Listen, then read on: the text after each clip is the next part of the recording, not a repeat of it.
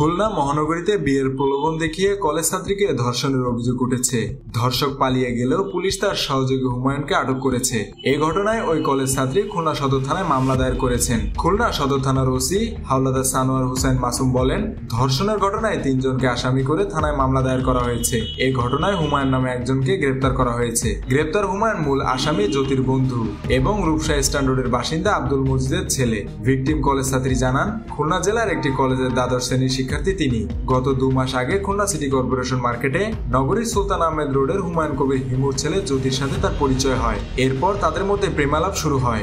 এক সময়ে তারা বিয়ের সিদ্ধান্ত নেন, কিন্তু জ্যোতির যে আগে বিয়ে আছে তা ওই কলেজ ছাত্রী জানতেন না। কলেজ ছাত্রী দুর্বলতার সুযোগ নিয়ে তাকে বিয়ের প্রলোভন দেয়। কলেজ ছাত্রীও তার প্রস্তাবে রাজি হয়ে যায়। গত 26 এপ্রিল ওই কলেজ ছাত্রীকে নগরীর রূপসা স্ট্যান্ড রোডে বন্ধু জাহিদের 5 তলা ভাড়া বাড়িতে ডেকে নেয় জ্যোতি। বাড়িতে কেউ না থাকার সুযোগে ওই কলেজ ছাত্রীর সাথে শারীরিক সম্পর্ক স্থাপন করে। এরপর কথিত প্রেমিক জ্যোতি তাকে ফোন করে তার অপর 2 বন্ধুর সাথে শারীরিক সম্পর্ক স্থাপনের জন্য চাপ দিতে থাকে। রাজি না হলে ওই কলেজ ছাত্রীর সাথে যোগাযোগ বন্ধ করে দেয় এবং তাদের একান্ত সময়ে কাটানো অন্তরঙ্গ মুহূর্তের ঘটনা সবাইকে জানিয়ে দেওয়ার হুমকি প্রদান করা হয়। ভুক্তভোগী কলেজ ছাত্রী আরো জানান, সোমবার রাতে বিয়ের প্রস্তাব নিয়ে তিনি জ্যোতির বাড়ি সুলতান আহমেদ রোডে যান।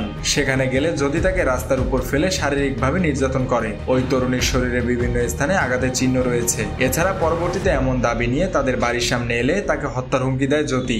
এমন পরিস্থিতিতে কোনো উপায় না পেয়ে খুলনা থানায় অবগত করেন তিনি। তার এমন অভিযোগ পেয়ে পুলিশ জ্যোতির বাড়িতে অভিযান চালায়, কিন্তু অভিযানে খবর পেয়ে অভিযুক্ত পালিয়ে যায়। পুলিশ ভিকটিম ছাত্রীকে নিয়ে রূপসা স্ট্যান্ডের ওই 5 তলা বাড়িতে অভিযান চালিয়ে সহযোগী হুমায়ুনকে আটক করে।